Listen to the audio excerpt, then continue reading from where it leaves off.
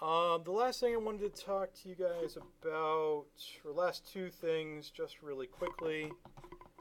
Remember, so the layers panel, incidentally, a lot of little options, little buttons here. Remember how Adobe likes to make their buttons really tiny? Um, but fortunately, if you mouse over them, it will kind of tell you. These are just filters.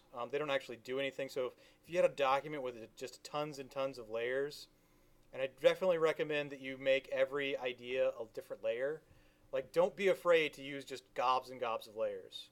There's really no reason not to. I kind of wish I used even more layers than I do. But you can always filter them. You can adjust the opacity. And this works just like the opacity did in Illustrator. It works very similar. Phil is actually, he's a professor here. No, I'm just kidding. Where's my Instagram shot? My jokes are so bad. Phil is actually really similar to opacity, but it will change. We'll talk about Phil later.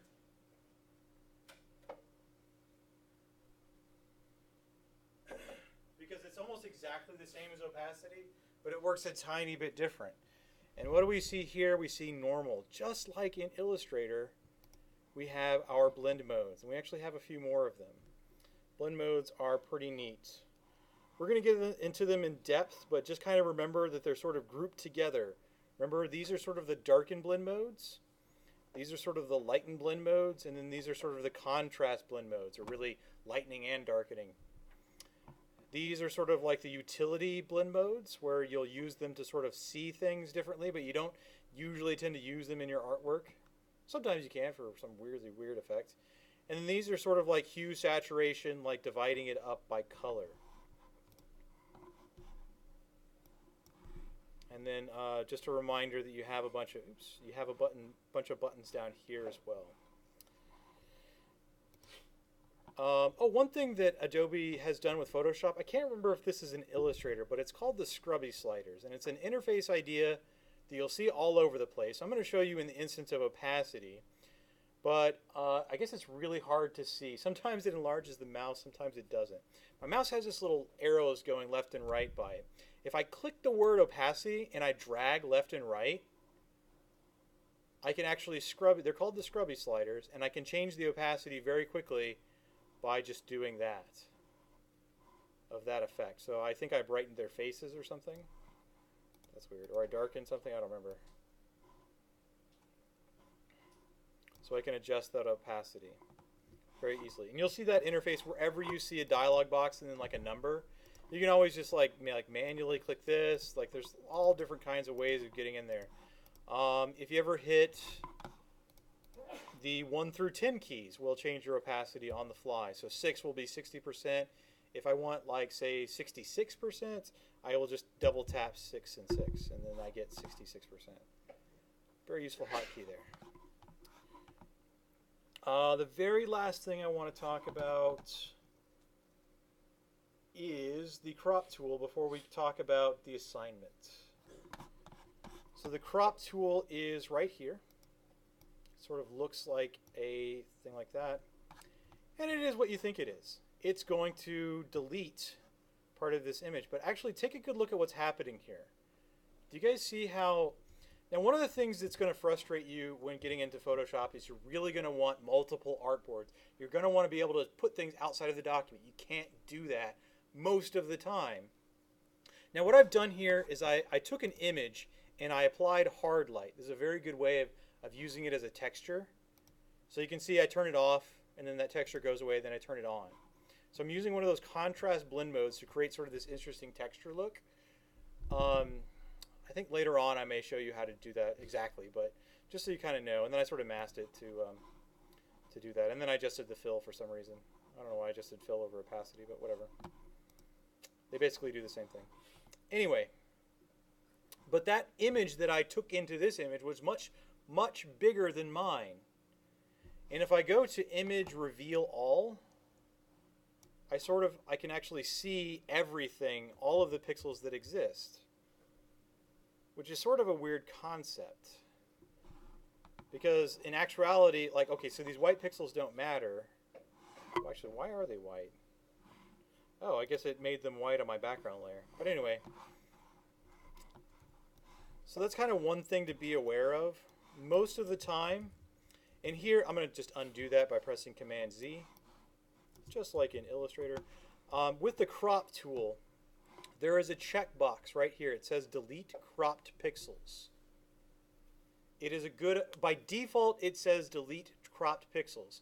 By default, you want to uncheck this, typically.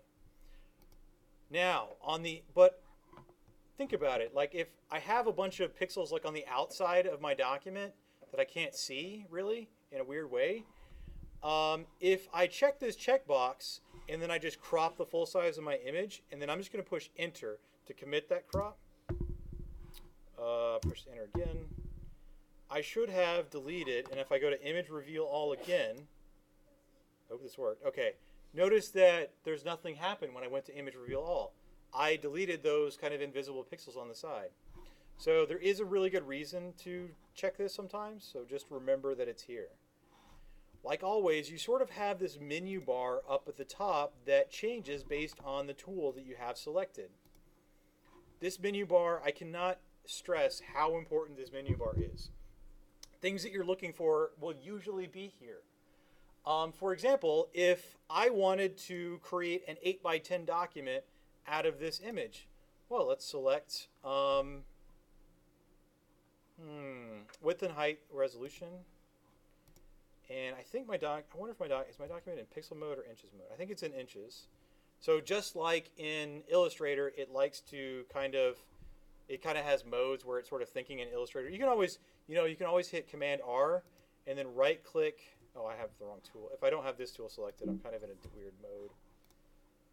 Go away. Oh, I can't escape out of it.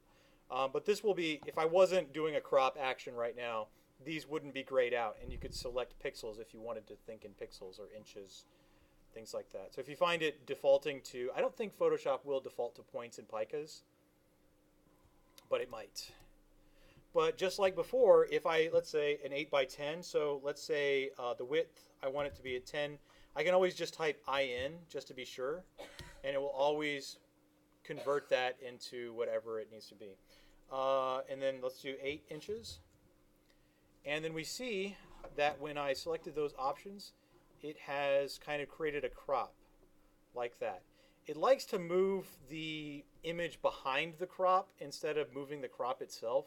Does that make sense? It's kind of a weird way to work, but it sort of makes sense the more you get used to it. So let's say I wanted to kind of crop in on that photo, do the thing that took that other guy like 10 hours. And then remember that delete cropped pixels is turned on. This is kind of dangerous because what happens when I delete? I'm deleting pixels. I'm destroying them. I do have that history mode. Yes, I do have that history mode. That crop action will be there. However, if I close this document and open it up again, all those pixels are gone. So if I uncheck this and then I go ahead and I'm going to go ahead and hit the checkbox. You can also just hit the return key. Oh, my 8 was weird or something. Okay, so I hit enter, and then I cropped it. But remember, I unchecked that crop box, so if I just go to Image Reveal All, that whole image is still there. I could just recrop it if I don't like it. So be careful with the crop tool. The other thing to be careful about is if you set values in here, you can actually make your image much larger. So I'll set a value that I know this image is too large for. Let's do 20 by 16. I don't know, why not? And I'll go ahead and set a value of 300 pixels per inch. I can upsample this image using the crop tool. This is the second time that you can do this. And I've upsampled this image. I've degraded the quality of this image. This is not good. Okay, just in the same way that I did it here, I just happened to do it with the crop tool instead. There is a new tool which I'm not particularly familiar with called the perspective crop tool. I want you to know that it's there, but I don't know how to use it. It came out with 2015 apparently. I've never seen it before. And I realized it's there. It's also in your assignment. And I'm fine with you skipping that part of the assignment. I need to put in the assignment, let's see, I don't have the actual PDF So I'm going to put in the notes to not to just skip part 2. It's honestly a really easy, quick part. One, I couldn't find building.jpg, and right quick, these images are available to you on the public server. So if you want to grab those now, that would be a good idea. Let's see, where did my public server go? I know I had it open. Let me drag this PDF in there just so you have another. It is on Blackboard, but just for a matter of convenience. It is under Mike. I don't know if I need to do that for this one, but I'll just go ahead and it is under Mike, so lab assignment 6. And let me save this PDF right quick before you guys start grabbing that, just for convenience sake. Shooty digital. Let's see. I'll just have to save to the desktop. I don't know why that doesn't list off the way I want it to. And voila, it is now there. So you can grab that whole folder.